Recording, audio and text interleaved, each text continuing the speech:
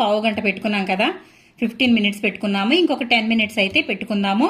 టోటల్గా చికెన్ అనేది ఫ్రై అవ్వాలంటే మనకి 25 మినిట్స్ అయితే పర్ఫెక్ట్గా కుక్ అవుతుంది. కాబట్టి ఇప్పుడు మనం మరి ఇంకొక 10 నిమిషాలు అయితే పెట్టుకుందాం. ఇప్పుడు టైం అయితే అయిపోయిందండి. ఇప్పుడు ఓపెన్ చేసి చూద్దాము. వావ్! ఇప్పుడు మనం వీటిని ప్లేట్లోకి అయితే తీసుకుందాము. ఏమాత్రం చెయ్యి అనేది ఈ బాస్కెట్కి టచ్ అవ్వకూడదండి, ఎందుకంటే చాలా వేడిగా ఉంటుంది కాబట్టి. చూడండి ఒకసారి, లోపల అయితే మనం అన్నీ తీసేసుకున్నాం కదా. ఇప్పుడు ఈ విధంగా పెట్టిన తర్వాత మళ్ళీ అరగంట తర్వాత మాత్రమే దీనిని ఉపయోగించాలండి.